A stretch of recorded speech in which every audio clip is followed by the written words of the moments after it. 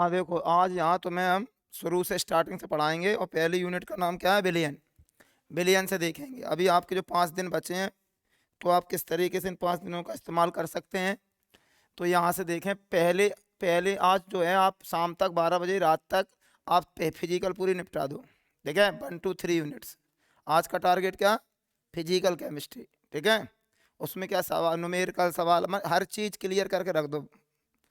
और एक एक फिर अगले दिन दूसरे दिन क्या उठा लो, इनऑर्गेनिक केमिस्ट्री। 2 यूनिट है, इनऑर्गेनिक केमिस्ट्री और बायोमोलिक्यूल्स। ठीक है, और तीसरे दिन क्या उठा लो, ऑर्गेनिक केमिस्ट्री। पहले इन 3 दिन में अच्छे से याद कर लो, लास्ट के 2 दिन में जो अपन ने याद किया उसे रिवाइज कर लें। तो एक एक ब्रांच लेके चलें। तो देखो, पहली यूनिट जो बिलियन है, तो बिलियन में सबसे हमने जो एनसीईआरटी की एक लाइन बाय लाइन चीज़ें छांटी हैं, जिससे आपको ओटी अलग से याद ना करना पड़े। तो देखो, सबसे पहला पॉइंट यही है, शरीर में लगभग सभी प्रक्रम किसी न किसी बिलियन में घटित होते हैं। अगर आप एनसीईआरटी पढ़ोगे तो एनसीईआरटी पहली लाइन यही है। इससे क्या हो सकता है, सत्य असत्य में आ सकता है, ओटी बन सकती है। तो हमें ये लाइन बिल्कुल क्लियर हो कि शरीर जो अपना है, बॉडी जो है, शरीर में लगभग सभी प्रक्रम, प्रक्रम माना प्रक्रियाएं होती हैं बहुत सारी, किसी न किसी बिलियन में घटित होती हैं। इसीलिए हमें बिलियन का अध्ययन करना आवश्यक है। फिर आगे देखो, आगे पढ़ोगे तो उसमें लिखा है पीतल के 2 घटक है। ठीक है, एक होते हैं द्विअंगी विलयन, जिनमें 2 अंग होते हैं, 2 घटक होते हैं, उन्हें द्विअंगी विलयन कहते हैं। जिनमें 3 घटक होते हैं उन्हें त्रिअंगी विलयन कहते हैं। तो पीतल में कई बार जो ओटी आई है कि पीतल में कौन कौन से घटक होते हैं, कॉपर और जिंक। एनसीईआरटी में जो गलत लिखी है ओटी। ठीक है, जिंक की जगह और कछु लिखे हैं सारे ने। हाँ, तो कॉपर और जिंक है। कुंजन याद कर लो, क्या याद कर लो, एक लड़के का नाम है जैसे कुंजन, कुंजन याद कर लो। ठीक है, जैसे एक लड़का जा रहा है, हमने कही कुंजन, पलटा तो हमने देखा कुंजन नहीं, तो कुंजन नहीं से क्या याद आ जाएगा, जर्मन सिल्वर। जब हम एक स्टोरी याद कर लो, तीनों जो अपन को याद रहेंगी, पीतल, जर्मन सिल्वर और कांसा। पीतल और कांसा द्विअंगी विलयन है, ये ठोस विलयन है, और जर्मन सिल्वर त्रिअंगी विलयन है। तो अपन कैसे याद करेंगे, जैसे कभी कभी होता है ना, कोई लड़का जा रहा है, अपन ने समझा कुंजन जा रहा है, तो अपन ने आवाज दी कुंजन। जब वो पलटा तो पता चलो कुंजन नहीं, वो हाथों को कुशन है, तो इस तरीके से याद है। कुशन माने कॉपर और टिन। कांसा, कांसा के घटक कौन है, कॉपर और टिन। जर्मन सिल्वर के कॉपर, जिंक, निकेल। और पीतल के कॉपर और जिंक। ये सब ठोस विलयन के उदाहरण है। तो यहाँ 3 ओटी नहीं बन रही है। हम की पेपर बिल्कुल सिंपल आते हैं। आपको क्या है, एनसीईआरटी के टॉपिक बाय टॉपिक स्टडी करना चाहिए। आगे आओ, फिर हमने कहा विलेय व विलायक के समांगी मिश्रण को विलयन कहते हैं। जो पाठशाला पर परिभाषा आई थी विलयन की, नहीं आई थी। 2 या 2 से अधिक पदार्थों के समांगी मिश्रण को भी विलयन कहते हैं। ठीक है, तो ये विलयन की परिभाषा हो गई, ये विलयन घटक है। अच्छा, उदाहरण और अच्छे से, उदाहरण शरबत है। शरबत में कौन कौन से घटक होते हैं, जल और शक्कर। ऐसी नमक और जल का विलयन, नमक का जली विलयन क्या कहलाता है, ब्राइन। एस्ट्रिक अम्ल का जली विलयन क्या कहलाता है, सिरका। ऐसी तो पूछ सकते हैं ओटी, बिल्कुल सिंपल सी। अच्छा, फिर आगे देखो, इनके स्क्रीनशॉट भी लेते चलिए। ठीक है, जो लोग ऑनलाइन पढ़ेंगे उनसे कह रहे हैं। जल में उपस्थित फ्लोराइड आयन की उपस्थित, जल, आगे हम एनसीईआरटी बुक पढ़ते हैं तो हमने लाइन बाय लाइन छांट के हम ले आए हैं। जल में उपस्थित फ्लोराइड आयनों की अगर 1.00 ppm मात्रा है, जल में कितनी मात्रा है फ्लोराइड आयनों की, तो दंत क्षरण रोकती है। मैंने दंत क्षरण नहीं होएगा, इतनी मात्रा होती है तो दांतों का क्षय नहीं होता। अगर 1.5 ppm है, ppm माने पिको, माने यहाँ तो ये सांद्रता की इकाइयां होती हैं। ठीक है, पार्ट्स पर मिलियन, पिको नहीं, पार्ट्स पर, सांद्रता को व्यक्त करने की इकाइयां होती हैं पीपीएम। केवल पीएम होती तो पिकोमीटर हो जाती, तो हो जाती, लेकिन यह पिकोमीटर नहीं है, पीपीएम, पार्ट्स पर मिलियन। ये बहुत अच्छा है क्वेश्चन साल के लिए कि पार्ट्स पर मिलियन क्या है, सांद्रता की व्यक्त करने की इकाई है। अच्छा, तो 1.5 ppm है, तो दांतों का पीलापन होने का कारण है। कोई तुमने देखो कुछ लोगों के दांत पीले पीले हो जाते, तो दांतों का पीलापन कारण क्या है, दांतों का पीलापन होने का कारण कितना है, अगर उसमें फ्लोराइड आयन की मात्रा कितनी है, 1.5 ppm। अच्छा, ppm एक ऐसी सांद्रता को व्यक्त करने की इकाई है जो वायुमंडल में जो प्रदूषक बढ़ जाते हैं या जल में जो प्रदूषक बढ़ जाते हैं उसकी इकाई भी है। ये भी ओटी बहुत आती है। प्रदूषकों की इकाई कौन है, ppm। कितने में निकाली जात, 10 लाख में। 10 लाख ग्राम विलयन में घुले विलेय की मात्रा को ppm कहते हैं। ठीक है, बहुत अच्छा है साल के लिए। अधिक सांद्रता अगर हो जाती है तो वो जहरीली भी हो जाती है। तो 3 OT नहीं बन रही। 1 ppm हो तो दंक्षण रोकती है, 105 ppm पीलापन हो जाता है दांतों का, अधिक हो तो जहरीली। जहरीली होने के कारण चूहों के लिए जहर है सोडियम फ्लोराइड। सोडियम फ्लोराइड चूहे मारने की दवा आती है, सोडियम फ्लोराइड से बनता है, बहुत अच्छी होती है। अब जो तो पहले पेज में से कितनी बढ़िया क्वेश्चन थे, अगर आपने पढ़ी होगी तो OT निकल आती है। हमने इसलिए हमें किताब भाई पढ़नी चाहिए। आगे आ जाओ, फिर आगे बढ़ते हैं। तो इनका विलयन का वर्गीकरण है। विलयन का क्या है? विलयन का वर्गीकरण। तो विलयन की भौतिक अवस्था के आधार पर, विलयन की भौतिक अवस्था के आधार पर 3 प्रकार के हैं, गैसीय विलयन, द्रवीय विलयन और ठोस विलयन। ठीक है, तो देखो गैसीय विलयन क्या है? गैसीय विलयन जो होते हैं वो गैस और गैस, माने इसमें बहुत विलय की जो भौतिक अवस्था होगी वो गैस है भाई। विलायक की भौतिक अवस्था के आधार पर विलायक की विलयन कितने प्रकार के हैं? 3। अगर विलायक की भौतिक अवस्था गैस है, क्या है, तो वो गैसीय विलयन कहलाएगा। विलायक की अवस्था द्रव है तो द्रवीय विलयन कहलाएगा। और विलायक की भौतिक अवस्था ठोस है तो वो ठोस विलयन कहलाएगा। ठीक है, तो विलयन कितने प्रकार के होते हैं? 3, ठोस विलयन, द्रव विलयन, गैस।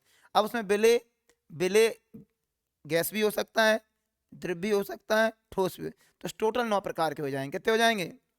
टोटल 9 प्रकार के हो जाएंगे। जैसे विलय भी गैस हो और विलायक भी गैस हो। ठीक है, तो ऐसा उदाहरण कौन सा है? वायु। ठीक है, गैस का गैस में विलयन कौन है? इसमें नाइट्रोजन 78% होती है जो विलायक का कार्य करती है, और ऑक्सीजन 21% होती है जो विलय का कार्य करती है। और भी जो गैस हैं वो भी काय का कार्य करेंगी? विलय का। पूछ सकते हैं कि वायु एक गैसीय विलयन है, इसमें विलायक कौन है? नाइट्रोजन। अब अगर विलय हम द्रव ले लें, विलायक तो गैस रहेगा, तो द्रव गैस का मिश्रण क्या होता है? कोहरा। सबसे अच्छा उदाहरण है कोहरा, द्रव गैस का विलयन है। इसमें जल की बूंदें क्या होती हैं? द्रव। और जलवाष्प क्या होते हैं? विलायक। या जलवाष्प क्या होता है? विलायक। और जल की बूंदें क्या होती हैं? विलय, कोहरा में। एक और उदाहरण है क्लोरोफॉर्म और नाइट्रोजन। क्लोरोफॉर्म होता है कैसी अवस्था में? द्रव में। और नाइट्रोजन कैसी अवस्था में? गैस। या नाइट्रोजन विलायक का कार्य कर रहा है, क्लोरोफॉर्म। पूछ सकते हैं क्लोरोफॉर्म और नाइट्रोजन का मिश्रण कैसा विलयन है? द्रव गैस विलयन। कैसा है? अब ठोस गैस विलयन। ठोस गैस विलयन में धुआं सबसे अच्छा उदाहरण है। धुआं काय का है? अब देखो, धुआं, कोहरा, वायु, 3 OT नहीं हो गई। धुआं क्या है? कोहरा क्या है? वायु। धुआं क्या है? ठोस गैस विलयन। कोहरा क्या है? द्रव गैस विलयन। वायु क्या है? गैस विलयन। अच्छा, धुआं में कार्बन के कण ठोस होते हैं, CO2 क्या होती है? गैस। कपूर और नाइट्रोजन का मिश्रण क्या है? पूछ सकते हैं तुमसे। कपूर OT बिल्कुल सिंपल OT है कि नहीं है? अगर तुम पढ़ लोगे तो ही तो याद आएंगे। इसीलिए लास्ट में हम फास्ट रिवीजन करा रहे हैं। आज हम तुम्हें पहली यूनिट रिवीजन करा देंगे। अब आ जाओ आगे, द्रव विलयन। क्या? द्रवीय विलयन देख लो। अब द्रवीय विलयन में क्या है? इसमें भी देखो, विलायक तो द्रवीय रहेगा। विलायक क्या रहेगा? विलय बदल जाएंगे, गैस, द्रव और ठोस। अब देखो, विलय हमने लिया गैस, विलायक क्या लिया? गैस द्रव विलयन। सोडा वाटर सबसे अच्छा उदाहरण है। सोडा वाटर क्या है? गैस द्रव विलयन। इसमें CO2 जो है विलय है और जल विलायक है। जल में घुली हुई O2, जल में घुली हुई O2 भी क्या है? जल में घुली ऑक्सीजन किस प्रकार का उदाहरण है? गैस द्रव। अब जल में घुली हुई एथेनॉल द्रव द्रव विलयन है। ठीक है, और ठोस द्रव ग्लूकोज का जलीय विलयन कैसा है? अब आ जाओ ठोस विलयन, जहां में विलायक तो हमेशा कैसी कंडीशन में रहेगा? ठोस। विलय बदल देंगे, जैसे गैस ठोस विलयन। हाइड्रोजन का, ये बहुत अच्छी होती है, हाइड्रोजन का पैलेडियम में अधिशोषण। NCERT की एक्सरसाइज अभ्यास में भी क्वेश्चन दिया है। ठीक है, हाइड्रोजन पैलेडियम धातु पर कौन सी गैसों का अधिशोषण होता है? हाइड्रोजन। या हाइड्रोजन का अधिशोषण किस धातु पर होता है? पैलेडियम। फिर देखो द्रव ठोस, मरकरी, सोडियम। मरकरी जब किसी धातु से जुड़ जाती है तो अमलगम कहलाता है। सोडियम अमलगम किस प्रकार का विलयन है? द्रव ठोस विलयन है। अमलगम पूछ सकते हैं OT, अमलगम क्या है? अमलगम क्या है? धातु का, मरकरी का, किसका? धातु के साथ विलयन। मरकरी का धातु के साथ विलयन क्या कहलाता है? अमलगम। ये एक प्रकार का द्रव ठोस विलयन है, ऐसे लिखोगे। ठोस ठोस तांबे का सोने में विलयन, जितने अपने आभूषण बनते हैं उसमें तांबा मिला दिया जाता है, शुद्ध सोना नहीं होता है, थोड़ा तांबा मिलाते हैं, क्योंकि शुद्ध सोने के आभूषण बन ही नहीं सकते हैं। तो तांबे का सोने में विलयन, ठीक है, ये कैसा विलयन है? ठोस ठोस विलयन है। क्लियर है? ठोस ठोस के और भी उदाहरण, जितनी मिश्र धातु हैं ठोस ठोस के विलयन है, जो ऊपर बताए थे, जितनी भी मिश्र धातुओं का उदाहरण है ठोस ठोस। अब जो हमने एनसीईआरटी के हिसाब से जो उदाहरण बताए, ठीक है, उसकी टेबल बताई है। तो इस तरीके से ये आपका पहला दूसरा पेज क्लियर हो जाता है, ठीक है।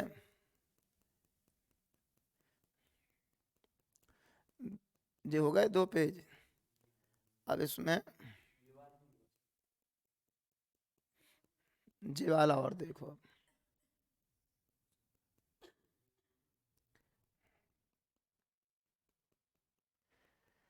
ये वाला पेज और देखो। विलयन का संगठन उसकी सांद्रता, विलयन का जो संगठन होता है उसकी सांद्रता से व्यक्त किया। विलयन का संगठन किससे व्यक्त करते हैं? सांद्रता से। और सांद्रता को व्यक्त करने की 2 इकाइयां हैं, कितनी हैं? ठीक है, विलयन का संगठन उसकी सांद्रता से व्यक्त किया जा सकता है। इसके 2 तरीके से सांद्रता को व्यक्त करते हैं, एक करते हैं मात्रात्मक रूप में, एक करते हैं गुणात्मक रूप में।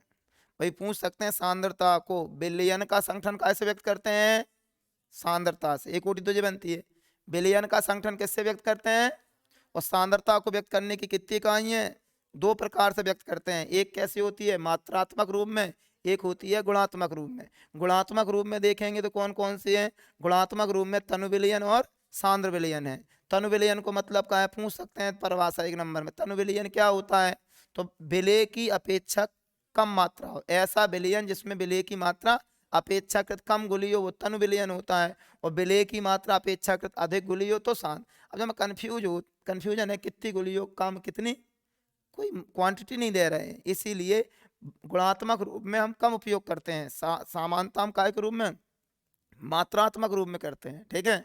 लेकिन ये तनु विलयन और सांद्र विलयन शब्द आ जाते हैं अध्ययन में। अब मात्रात्मक रूप से सांद्रता की 10 इकाइयां कितनी है? पढ़िए, सांद्रता की कितनी इकाइयां होती हैं? सांद्रता की 10 इकाइयां होती है, लेकिन पूरी तुम्हारे कोर्स में नहीं है। एनसीईआरटी में जितनी है वो हम पढ़ाएंगे आज। पहली कौन सी है? पहली आपकी द्रव्यमान प्रसन्नता। कितनी, कौन सी है? द्रव्यमान प्रसन्नता, आयतन प्रसन्नता और द्रव्यमान आयतन प्रसन्नता। प्रसन्नता है पहली इकाई, कौन सी है? प्रसन्नता है, 100 में निकाली जा, 100 ग्राम विलयन में कितने। हम ये देखते हैं 100 ग्राम विलयन में घुले विलय की मात्रा, कि 100 ग्राम विलयन में कितना घुला है। अब भार 3 प्रकार की हैं, भार प्रसन्नता या द्रव्यमान प्रसन्नता, आयतन प्रसन्नता और द्रव्यमान आयतन प्रसन्नता। आज इनकी परिभाषा सब लोग जानते ही हैं। नहीं जानते हो तो जहाँ पे एक वीडियो लेक्चर डलो है, ठीक है, हिंदी मीडियम में डलो है, सांद्रता की व्यक्त करने की इकाइयाँ, हमें 6 इकाइयाँ हमने पढ़ाई हैं। तो ये विस्तार से तुम आपसे पढ़ेंगे। आज हम केवल वे पॉइंट बताए रहे हैं जो तुम्हारे टच में नहीं है। जैसे इनके सांद्र द्रव्यमान प्रसन्नता का उपयोग रासायनिक उद्योगों के अनुप्रयोग, रासायनिक उद्योगों के जो अनुप्रयोग होते हैं उनमें करते हैं। द्रव्यमान प्रसन्नता का उपयोग कहाँ करते हैं? रासायनिक उद्योगों के अनुप्रयोग में। और तुम्हारी द्रव्यमान प्रसन्नता का, आयतन प्रसन्नता का उपयोग कहाँ करते हैं? ध्रुवीय विलयनों को व्यक्त करने। जहां ध्रुवीय विलयन आ जाएंगे क्या, वहां हम काय का करेंगे? आयतन प्रसन्नता। और फिर हम द्रव्यमान आयतन प्रसन्नता का उपयोग औषधियों व फार्मेसी में करते हैं। फार्मेसी पढ़ा हुआ, डी फार्मा करने जाते हैं लोग, बी फार्मा मेडिसिन उद्योग क्या, तो औषधियों व फार्मेसी में काय का उपयोग करते हैं? द्रव्यमान। तो ये 3 ओटी यहां से अच्छी हो गई। अच्छा, फिर पार्ट्स पर मिलियन का उपयोग कहाँ करते हैं? जल व वायुमंडल में प्रदूषकों की सांद्रता को व्यक्त करने के लिए। प्रदूषक कौन होते हैं? जो प्रदूषण उत्पन्न करते हैं उन्हें प्रदूषक। जैसे वायुमंडल का प्रदूषक क्या है? कार्बन के कण, धुआं, धूल के कण, ये क्या है? प्रदूषक है। प्रदूषक वे पदार्थ होते हैं जो प्रदूषण क्रिया को बढ़ाते हैं, ठीक है। तो जल व वायुमंडल में प्रदूषकों की सांद्रता, विलय की मात्रा अत्यंत सूक्ष्म। क्लियर है? जल व वायुमंडल में प्रदूषकों की सांद्रता को व्यक्त करने के लिए, फिर विलय मात्रा अत्यंत शुद्ध, विलय की मात्रा अत्यंत सूक्ष्म मात्रा में हो, तब भी हम पार्ट्स पर मिलियन का उपयोग, 2 उपयोग हैं, कितने हैं? पीपीएम का उपयोग कब करते हैं? जब बिलियन में विलय की मात्रा अत्यंत सूक्ष्म हो। 10 लाख, अब 10 लाख तो बहुत ज्यादा हो गई, और 10 लाख में कहूँ 1 ग्राम घुला हो कोई पदार्थ, तो अत्यंत सूक्ष्म भाव कि नहीं भाव। तो अत्यंत सूक्ष्म मात्रा में जब विलय उपस्थित होता है तो पीपीएम का उपयोग करते हैं। वायुमंडल में और जलमंडल में प्रदूषकों को बताना हो तो हम पीपीएम का उपयोग, पीपीएम की परिभाषा बताई गए थे हम 10 लाख ग्राम विलयन में घुले विलय की मात्रा, और प्रतिशतता को मतलब 100 ग्राम विलयन में घुले विलय की मात्रा। अब आ जाओ मूल अंश और मूल प्रभाव, जो पाठशाल आया है, परिभाषा आई है, तो इस साल परिभाषा ना पूछ के का इसका सवाल पूछ दे मूल प्रभाज का, ठीक है, या रिपीट भी कर सकते हैं क्वेश्चन, बहुत अच्छा है। मूल प्रभाज का उपयोग देखो, विलयनों के भौतिक गुणों में संबंध दर्शाने में बहुत उपयोगी है। विलयनों के जो भौतिक गुण होते हैं उनमें आपस में, विलयनों के जो गुण होते हैं उनमें आपस में संबंध बताने के लिए कौन से सांद्रता की इकाइयां का उपयोग करते हैं, ठीक है, मोल अंश या मोल प्रभाज। जैसे विलयनों की सांद्रता का वाष्प दाब से क्या संबंध है, विलयन की सांद्रता का, कि अगर हम विलयन में सांद्रता बढ़ाएं 2 ग्राम से 3 ग्राम करें, 4 ग्राम करें, 5 ग्राम करें, तो वाष्प दाब में क्या अंतर पड़ेगा, ठीक है, वो हम सांद्रता से व्यक्त कर सकते हैं। अच्छा, मोलरता और मोललता वास्तव में जो सामान्यता इकाई यही है, मोलरता और मोलरता कितने में निकाली जाती है, 1 लीटर विलयन में घुले विलय के मोलों की संख्या, और मोललता 1 किलोग्राम विलायक में घुले हुए मोलों की मोलरता यहीं से निकाले। इन तीनों में मोल अंश मोलर मोल से जुड़ी हुई है, कैसे, मोल मोल कैसे निकालते हैं, भार बटे अणुभार, बम फिट कर देते हैं। मोलों की संख्या कैसे निकालते हैं, भार बटे अणुभार। तो 1 लीटर विलयन में घुले हुए मोलों की संख्या को मोलरता, और 1 किलोग्राम विलायक में घुले हुए मोलों की संख्या को मोललता कहते हैं। मोलरता ताप से प्रभावित होती है, मोललता ताप से प्रभावित बड़ी सुपर होती है, आय सकत है। जल की मोलरता 55.5 होती है, ये भी बहुत अच्छी होती है। तो हमने क्या कहा, एमपी बोर्ड वाले क्या करते हैं, घोटे पोटे कई बार क्वेश्चन पूछते रहते हैं, कहा बिल्कुल पेपर इतना सरल आ जाए, बे ओटी रिपीट कर दें और तुम बारीकी से पढ़ो, तुम्हारी मेहनत बेकार चली जाए। तो पढ़ी हुई चीजें बेकार नहीं जाती हैं। ये चीज जैसे एनसीईआरटी से आपने स्टडी की लाइन बाय लाइन, भलाई उनने गहराई से नहीं पूछी, तो ये चीज आपको आगे चल के जब कोई परीक्षा में बैठोगे वहां काम आ जाए। अध्ययन अगर आप इस हिसाब से करोगे तो कभी कष्ट भी नहीं होगा आगे।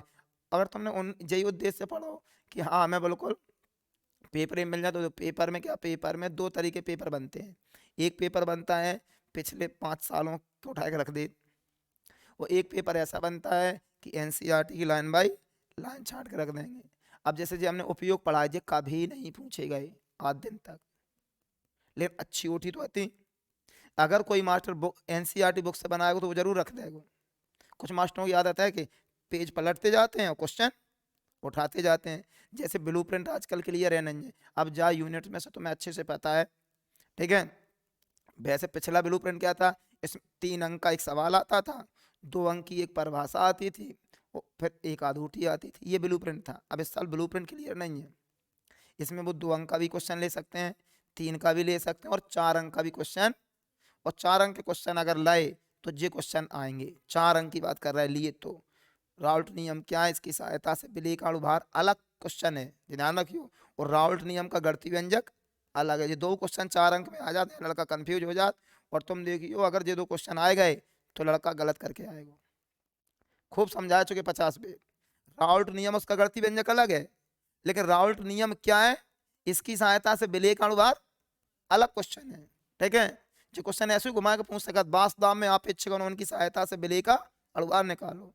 और 2 क्वेश्चन और है, क्वथनांक उन्नयन, उसकी सहायता से विलय का अणुभार, हिमांक अवनमन। अगर 4 अंक के क्वेश्चन आए तो ये वहां चले जाएंगे, और 4 अंक के नहीं आए तो ये क्वेश्चन बेकार है। तो इस बार आपको थोड़े क्वेश्चन ज्यादा करने पड़ेंगे, क्यों, नंबर तो फिक्स हैं, उसमें 6-7 अंक का उठाया जाएगा, लेकिन किस टाइप के क्वेश्चन उठाए जाएंगे। तो इसमें अब क्या हो गया है, अब बच्चों को टॉपिक वाइज पढ़ना चाहिए।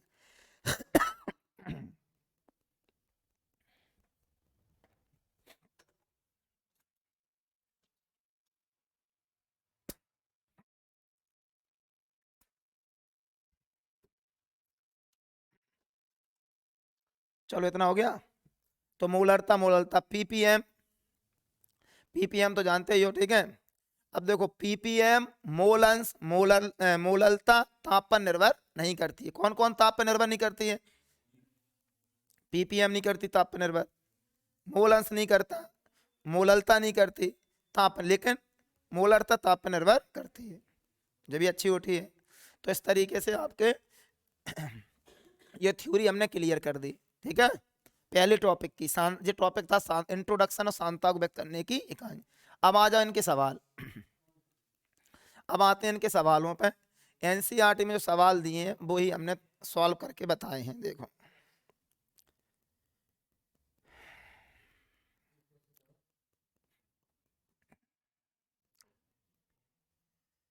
पहला सवाल निकालने तब शुरू से चलें। कौन सा पहले सवाल का? ये है पहला सवाल। ठीक है, ये देखो एनसीईआरटी का पहला सवाल। एनसीईआरटी की बुक देखोगे तो उसमें पहला सवाल जो मिलेगा उदाहरण का है। ये काय का है? उसमें साफ लिखा है इथिलीन ग्लाइकोल के मोल अंश की, मोल अंश माने मोल प्रभाज की गणना करें यदि विलयन में C2H6O2 20% द्रव्यमान उपस्थित हो। थोड़ा आवाज चेक कर लीजिए। देखना हमने क्या कहा, सवाल क्या है? इथिलीन ग्लाइकोल के मोल अंश की गणना करें यदि विलयन में C2H6O2 का 20% द्रव्यमान उपस्थित है। ठीक है, तो अब सवाल क्या होता है, जो एनसीईआरटी बुक में जो सवाल सॉल्व करें तो वो हिंदी बहुत लिखते हैं बीच बीच में। ठीक है, सुबह से तुम्हारा फ्लो बन नहीं पाता, सवाल ऐसा सॉल्व नहीं करे जा। ठीक है, सवाल हमारे तरीके से सॉल्व करोगे कभी गलत नहीं होंगे। ठीक है, और तुम्हें याद भी रहेंगे। अपने सवालों याद आ, अरे मेमोरी में तो रहते तभी तो अपन करोगे, जब मेमोरी में नहीं है तो फिर कहाँ से हो जाएंगे भाई? जैसे हमें पैटर्न याद नहीं आ रहा स्टेप का तो हम भूल जाएंगे। तो इसलिए पैटर्न अगर गलत तरीके है, इनका जो सॉल्व करने का जो तरीका है एनसीईआरटी का वो थोड़ा हमें अच्छा नहीं लगा। ठीक है, हमारा तरीका क्या होता है, सीधे पहले सवाल को पढ़ो और दिया है लिखो। क्या लिखो? दिया है लिखने से अपन को पता चल जाता है कौन सा सूत्र अप्लाई होगा। ठीक है, वो सूत्र अप्लाई कर देते हैं। देखो जैसे ये है, जी हमने दिया लिखा, हमने पढ़ा इथिलीन ग्लाइकोल के मोल अंश की गणना करो यदि विलयन में से कितने 20%, तो 20% का मतलब 20 ग्राम। विलय का भार WB, विलय का भार कितना है? 20 ग्राम। तो विलायक का भार कितना होगा? 80 का 100 में से घटा दिए, प्रतिशत मान का हो 100, 100 में से 20 घटा दे, कितने बचे? हमें WB और WA पता चल गया। अब देखो अब MB विलय का अणुभार। अब विलय का अणुभार विलय का है यहाँ C2H6O2 है कि नहीं, बन दिया। देखो तो इसका अणुभार कितना होता है? 62। निकाल लेंगे, अणुभार निकालने का तरीका तो पता है। अब इतना टाइम तो है नहीं है कि अणुभार निकाल के बताएं। जान तो अणुभार निकाल वो है? अणुभार निकालना नहीं जानते हो तो थोड़ा सा हिंट देते हैं। देखो तो अणुभार कैसे निकालते हैं। देखो जो लोग अणुभार निकालना नहीं जानते, हमें किसका निकालना है? C2H6O2। कार्बन का कितना भार होता है? 12। कार्बन का 12 होता है, बोलो नहीं। हाइड्रोजन का 1 होता है, ऑक्सीजन का 16 है। हमें परमाणु भार याद होने चाहिए। ठीक है, अगर परमाणु भार याद नहीं है तो अणुभार नहीं निकाल पाओगे। अब कार्बन का 12 होता है, 12 इंटू जितने परमाणु होते हैं गुणा हो जाता है, तो 12 दूनी कितने होगा? 24 प्लस 1 इंटू 6, तो ये कितने होगा? 6। फिर ये कितने? 16 इंटू 2, 16 दूनी 32। अब इन्हें जोड़ोगे तो कितना आ जाएगा? 62। ऐसे निकालते हैं। ठीक, एक हमने बता दिया, इसी प्रकार निकालेंगे। अब अणुभार हो गया, चलो हटाओ इसे। अब विलायक का अणुभार, विलायक का अणुभार जल है, तो 2 + 16 बराबर कितने हो गए? 18। देखो देखो सवाल क्यों छूट जाता है अधिकांश बच्चों से? क्योंकि उनका बेसिक क्लियर नहीं है। ठीक है, क्योंकि आपको अणुभार ही याद नहीं है, सवाल रुक जाएगा। प्रत्येक अधिकांश सवालों में अणुभार की तो जरूरत पड़ेगी। ठीक है, याद कर नहीं सका तुम 62। अब देखो, अब हमने जैसे दिया लिख लिया।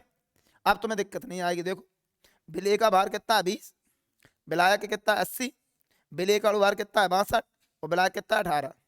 अब हमने सीधा सूत्र लगाया, क्या? मोल अंश निकालना है तो हमें मोलों की संख्या निकालनी पड़ेगी। काय की? तो मोलों की संख्या का सूत्र होता है, हमने बम फिट कर दिया। क्या कर दे जी? n माने विलय के मोलों की संख्या, विलय का भार बटे विलय का अणुभार। तो विलय का भार कितना था? 20 और 62 का भाग दे देंगे तो कितना आ जाएगा? 0.322। फिर हमने निकाला विलायक के मोलों की संख्या, तो भी बम फिट करिए। बम याद कर ले, जब भी मोलों की संख्या निकालने हैं बम फिट करने हैं। बम माने भार बटे, अब यहाँ विलायक का भार बटे विलायक का, विलायक का भार कितना है 80, और विलेय का कितना है 18, इसका 80 है, इसका कितना है 18, 18 भाग दोगे कितना निकलेगा, मोलों की संख्या निकले आई।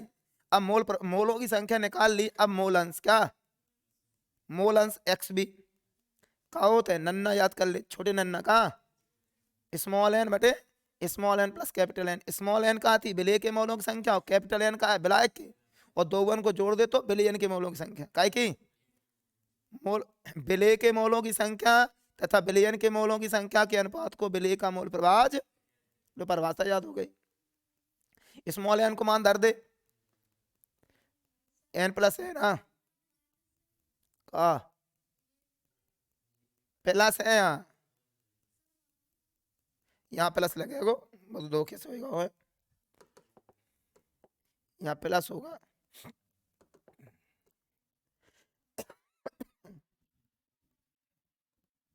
जी यहाँ प्लस है, ठीक है। स्मॉल एन 0.322 जोड़ दिए, सॉल्व करोगे कितना आएगा,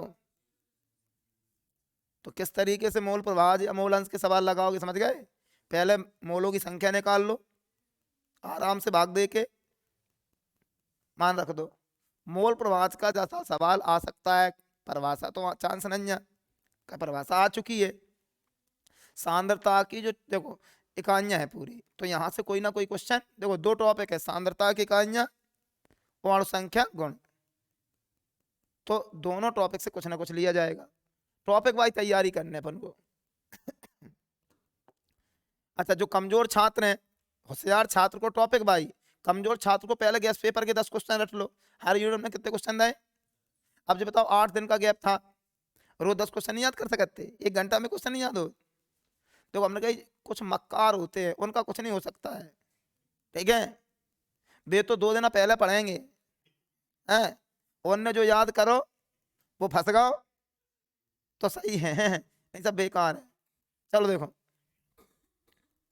तो उनके लिए नहीं पढ़ाया जा रहा है, ये पढ़ाया जा रहा है जो मेहनती हैं।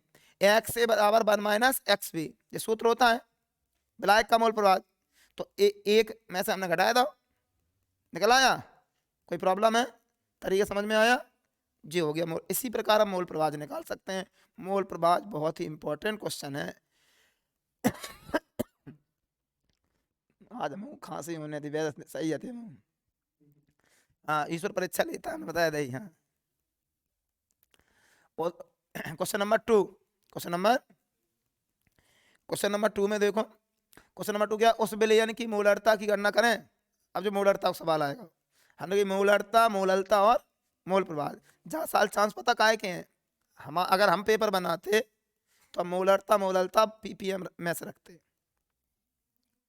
मोलरता मोललता और इनके एक की परिभाषा से सवाल, परिभाषा संग सवाल चिपकाए देते, ऐसा मोलरता किसे कहते हैं सवाल, ठीक है, या मोललता किसे कहते हैं, पीपीएम किसे कहते हैं सवाल। अगर हमें 2 क्वेश्चन उठाने होते तो एक क्वेश्चन उठाते सांता की इकाई से, एक उठाते कहाँ से, अणुसंख्यक गुण, ठीक है। अच्छा, वैसे इस साल के लिए नियम बहुत इंपॉर्टेंट है, हेनरी के नियम और राउल्ट के नियम का बहुत सालों से पूछे नहीं गए, हेनरी नियम, राउल्ट नियम, और आदर्श अनादर्श विलयन धनात्मक और बांठ गुणांक बहुत दिन से नहीं पूछेगा, बहुत अच्छा क्वेश्चन है बांठ गुणांक, ये ज्यादा प्रबल दावेदार है। हमने 10 कैसे पेपर जो 10 क्वेश्चन दिए जाए यूनिट में, हमने 30 क्वेश्चन दिए फिजिकल में, कितने नंबर कितने आने फिजिकल में 23, अब 23 नंबर के लिए 30 क्वेश्चन कर सकते हो, ठीक है, गैस पेपर सबके पास है, करो आराम से। चलो देखो, अब देखो यहाँ दिया है विलेय का भार कितना था, 5 ग्राम, कितना दिया देखो पढ़ लो ना, यहाँ दिया होगा देखो, यदि विलयन की मोलरता की गणना करो जिसमें 5 ग्राम, ये लिखा है, क्या लिखा है 5 ग्राम, ये लिखा है 5 ग्राम, अंडरलाइन कर ले देखो ऐसे, देखो 5 ग्राम, 4 अंडरलाइन कर ले करो, डिजिट पे हैं, 5 ग्राम देखो विलेय का भार दिया है, और विलयन को आयतन कितना दाओ 450 ml, हमें मोलरता याद करने, एन का अणुभार कितना 40, कैसे हो जात, एन को 23, ओ को 16, एच को 1, जोड़ दो कितना हो गया 40। अब उठाएगा मान दर दो, हमने मानी तो रखो है, सॉल्व कर दो, देखो ना 5/40, 1000/450, 0.2277 आएगा। ठीक है, PDF फाइल जाके हम पहले ही भेज चुके हैं तुम्हारे यहाँ। ठीक है, उतारने की जरूरत है नहीं। आगे देखो, अब आ जाओ तीसरा सवाल। और ये उदाहरण के हैं, 2 सवाल होएगा, ये 1 और 2 ही थे। ठीक है, अब आ जाओ, हमें इंटेक्स में दिए हैं, क्या दिए हैं, कुछ क्वेश्चन इंटेक्स में दिए हैं। ये इंटेक्स को कौन सा क्वेश्चन है, 2.4, और वो आएंगे धीरे धीरे करके सब आएंगे। इंटेक्स क्वेश्चन है, क्या बता रहा है, देखो अच्छा क्वेश्चन है। यूरिया के 0.25 मोलर, यूरिया के 0.25 मोलर 2.5 किलोग्राम जली विलयन को बनाने के लिए आवश्यक यूरिया की गणना करें। हमारा क्या है, थोड़ा जो क्वेश्चन अच्छा है। तो देखो, यूरिया का अनुभार कितना है, 60 हो। यूरिया का सूत्र कहाँ हो, यूरिया को सूत्र हो, देखो यूरिया का सूत्र होता है NH2CONH2। तो जाको अनुभार एन को बाहर कितना हो, 14। तो 14 जे 2 जे 12, यहाँ 14 रखोगे, यहाँ 2 रखोगे, यहाँ 12 रखोगे, यहाँ पर 16 होंगे, फिर 14 होंगे, फिर 2 होंगे, जोड़ोगे तो कितना हो जाएगा, 60। यूरिया को अनुभार याद कर लेना, 60 हो। अब देखो मोल निकालने, ठीक है, तो मोल को सूत्र लगाया था भार बटे अणुभार। अब भार कितने है, 0, सॉरी मोल कितने हैं, 0.25, ये दाएं ऊपर देखो हैं। भार हमें निकालने हैं, अणुभार कितने है, 60। तो जैसे सॉल्व करोगे तो कितने निकल आएगा, 15। भार कितने निकल आएगा, तो भार निकाल लिया हमने। आगे बढ़ो, 0.25 मोलर विलयन का अर्थ है कि 1000 ग्राम जल में, भाई मोल है तो देखो मतलब यही तो भाव, 1000 में घुले होंगे, कितने में घुले होंगे, 1000 मतलब 1 किलोग्राम में 0.25 मोल यूरिया। तो 1000 ग्राम जल में विलयन का द्रव्यमान, 1000 ग्राम जल में विलयन का क्या निकालना है, द्रव्यमान। तो देखो, तो 1000 तो लिखेंगे ही हम, बा में मोल कितने उपस्थित हैं, फिर बाको 60 अणुभार को बाम का कर देंगे गुणा, तो जे निकल आएगा 1015 ग्राम। जाए किलोग्राम में बदलोगे तो कितना हो जाएगा। तो हमने जो निकाल लिया, विलयन का द्रव्यमान निकाल लिया। क्या विलयन का द्रव्यमान कैसे निकालो जा, कितना हमने विलायक लिया है, विलायक कितना लाओ, 1000 ग्राम, विलय कितो बामे घोलो तो 0.25, अणुभार कितना तो गुणा कर दो तो निकल जाओ जी विलयन। ठीक है, इतने आ जाओ। अब आगे बढ़ो, चूंकि इसीलिए के सवाल लगाते रहे अपन, चूंकि 1.015 किलोग्राम विलयन के लिए आवश्यक यूरिया कितनी थी, 15 निकली थी, 15। तो हमें निकालने कितने में, 2.5 पूछी है। तो जब हमने 2.5 तो कितना होगा, 15 × 2.5 बटे भाग के तो लग गओ, बोलो कितने निकले आओ, 37 ग्राम। बहुत अच्छा सवाल है, ये सवाल देख के जाइयो, आज थोड़ा घुमावदार है, सीधो सीधो कहाँ है। ठीक है, आ जाओ फिर आगे बढ़ते हैं, 37। अब जो अगला सवाल 2.5 इंटेक्स का ही 2.5 सवाल है, क्या है, 20% WW माने भार प्रतिशतता, जली KI का घनत्व कितना है, 1.202 ग्राम ml है। तो KI विलयन की मोलरता और मोलरता ज्ञात करो। ठीक है, क्या ज्ञात करना है, मोलरता और मोलर, 3 चीजें इकट्ठी निकालना है, 3 नंबर। ये भी सवाल बहुत अच्छा है। अच्छा, और ये सवाल तुम्हारे काय में दाए हैं, शुरू ही में दाए भैया, तुम्हारे NCERT में सवाल तुमने अभी देखोगे, फिजिक्स के भी 2 सवाल आए हैं, वो बुक से ही तो आए हैं, बुक में NCERT में, एक एग्जाम्पल्स हैं और एक एक्सरसाइज है। किताब में है दोनों सवाल, किताब से कछु बाहर नहीं जा, ध्यान रखियो, और किताब से बाहर अगर जाए तो हमारे पास ले आइयो, कोर्ट में लगाए दे नंबर में लेंगे। ठीक है, लेकिन भाई देना बताए दियो उसे पेपर में निकल जाए। जैसे इस बार क्या जे कौन 2019 का जो हुआ था, जब अमनदीप MP में जब आए थे, तब इनके में औषधियाँ के पौधे होते हैं, पौधे तुलसी नीम, जो वैसे जनरल क्वेश्चन है, ये क्वेश्चन आएगा हो तो, लेकिन सिलेबस में नहीं है तो सबको 2-2 नंबर एक्स्ट्रा मिले थे, बहुत आसान। वैसे तो अपने आगे बच्चे करे आए थे, लेकिन सिलेबस में ना होने की वजह से जो नहीं करे आए थे उन्हें 2-2 नंबर बोनस मिले थे। तो जब आउट ऑफ किताब से बाहर कोई चीज आती है तो बोनस अंक मिलते हैं। लेकिन बोनस अंक तब मिलते हैं जब क्वेश्चन को थोड़ा हाईलाइट कर दिया जाए, ठीक है। जैसे मार बाजार में आ जाए, लोगों को पता चल जाए हाँ कि ये आउट ऑफ सिलेबस है, तो अगर कोई ने बाबा आपत्ति नहीं जताई तो फिर तो बोर्ड के ऊपर है, ठीक है। और एक बात ध्यान रखना, हिंदी हमेशा मिसप्रिंट आएगी। क्या होता है, हिंदी के जो फॉन्ट होते हैं वो सही है नहीं है, तो कछु को कछु लिख के आ जाए। तो अगर हिंदी का कोई शब्द समझ में नहीं आ रहा हो, क्योंकि पिछले साल जो फिजिक्स का पेपर आया था तो उसमें हिंदी की अशुद्धि बहुत आई थी, इंग्लिश में शब्द वो सही लिखे रहे थे। जैसे का कोच अभिक्रिया को कोख अभिक्रिया लिख के आ जाए, तो भाई एनसीईआरटी में कोख लिखी है, क्या लिखी है, तो कोख अभिक्रिया नहीं हो, तो ऐसे उल्टे सीधे शब्द लिख के आ जाएंगे। तो अगर हिंदी समझ में ना आए तो बाकी नीचे क्या लिखी रहा, इंग्लिश लिखी रहा, तो थोड़ा कॉमन सेंस लगाइयो। वैज्ञानिक शब्द जो होंगे वो थोड़े उल्टे सीधे लिख के आ जाए, कॉर्नास का कॉर्नास लिख के ना आ जाए और कुछ का लिख दे, ठीक है। थोड़े बहुत शब्द देते तो हो जाए, इसलिए ध्यान देना। क्यों, इंग्लिश शब्द को जो हिंदी में ट्रांसलेट करते हैं तो गूगल उल्टा सीधा बताता है, तुमने भी कई बार देखा हो, पूछो कुछ और कभी कुछ और बताने लगा, थोड़ा बहुत डिस्टर्बेंस हो जाए, शुद्ध हिंदी बताने लगा कहूँगा। तो देखो 20% डब्ल्यू जली के आई का घनत्व कितना है, एक ये घनत्व दाव है, कितना दाव है। फिर बना तो के आई बिलियन में तीन चीजें निकालो दो, तो घनत्व को सूत्र लगा दिया को, घनत्व बराबर का हो द्रव्यमान बटे, अब घनत्व दाव है, घनत्व को मान दर दाव, द्रव्यमान दाव है 100, आयतन निकाल लेंगे, क्या निकाल लेंगे, इसका हम आयतन निकालना है, क्या निकालना है, तो आयतन कितना निकले आओ 83.2 ml। आयतन क्यों निकालो, क्या मोलरता काय पे डिपेंड है, आयतन पे। अब दोबारा घुमाए दो, आयतन डायरेक्ट नहीं दो, माना घनत्व दे दो, तो घनत्व से हमने पहले क्या निकाल लो आयतन, अब आयतन को मान हम धर देंगे काय में, मोलरता में। मोलरता का सूत्र कहाँ होता, डब्ल्यू बी बटे एम बी 1000 बटे बी एस। डब्ल्यू बी कितनी थी 20, एम बी कितनी थी 166, किसकी एम बी देखो देखो, डब्ल्यू बी 20 थी, डब्ल्यू ए कितना तो 80, 80 समझ गया प्रेशर लगी थी। और के आई का अणुभार याद कर लो, अब अणुभार निकालना नहीं आते तो याद कर ले बराबर का है, ये निकालना सीखो। के आई का अणुभार कितना है 166 है। अब ये मान रख दिया हमने, ये 1000 ये का है आयतन, सॉल्व कर दो कितना आएगा 1 ऐसी मोलरता, मोलरता को सूत्र लगा दो काय को, मोलरता को सूत्र में देखो 20 बटे, ठीक है, और जी कहा तो 1000 बटे 80, सॉल्व कर दो। 80 जी है विलायक को बाद, भैया तो विलायक आएगा ना, फिर मोल अंश निकाल लो, मोल अंश में हमें काय की संख्या निकालना है, मोलों की, तो हमने पहले जल के मोलों की संख्या निकाली, तो जल के मोलों की संख्या 80 बटे 18 बराबर कि आई के मोलों की संख्या निकाल ली, दोनों की मोलों की संख्या निकाल ली।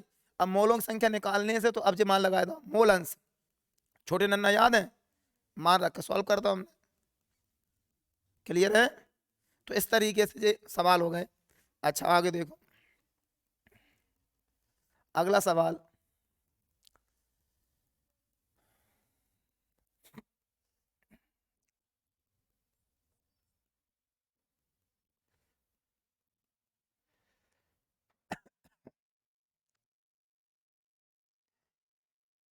ऐसी और लगा लियो है, हमने सॉल्व करके भेज दिए हैं, नहीं वहां में कोई समझ में आया तो बताइए, ठीक है। तो सुनो फिर अभी, तो ये हमने एक टॉपिक क्लियर किया है, कौन सा, सांद्रता व्यक्त करने की इकाइयाँ। अब जब हमें दूसरा टॉपिक कहाँ है, दूसरा टॉपिक है हेनरी का नियम और बिलेता। तो हेनरी नियम के दो सूत्र हैं, कितने हैं, ये दो सूत्र याद कर लियो, हेनरी नियम याद कर लियो, दो एप्लीकेशन दो अनुप्रयोग याद कर लियो, हेनरी नियम के दो सवाल लगा लियो, कितने। फिर अगले टॉपिक को जाइयो कहाँ पे, अणुसंख्यक गुण 4 हैं, कितने हैं, चारों को तैयार करोगे, ठीक है। होशियार विद्यार्थी पूरी तैयारी करके जाएं, पहले हमारा गैस पेपर लगाओ पहला स्टेप, फिर नोट्स पढ़ो, क्या पढ़ो, जब ये दो तैयारी हो जाए बाकी बाद एनसीईआरटी को सवाल देख लो, ठीक है। और सुबह अब जाओ यहाँ से 4 घंटा पढ़ो, कितने 4-5 घंटा खूब पढ़ो, हैं दिन भर पढ़ो, शाम को अब पढ़ते पढ़ते जब उब जाओ तो शाम को 6 बजे आ जाइए, सब लोग आने 6 बजे, देखो आते रहोगे तो हो सकता है पेपर अच्छा हो जाए। कुछ घर पढ़ो, अपनी पावर लगाओ, साथ में हमारी शक्ति लगाओ, का एक एक कितनी हो जाती 11, ठीक है, 2 नहीं होती, ठीक है, पहुँचो।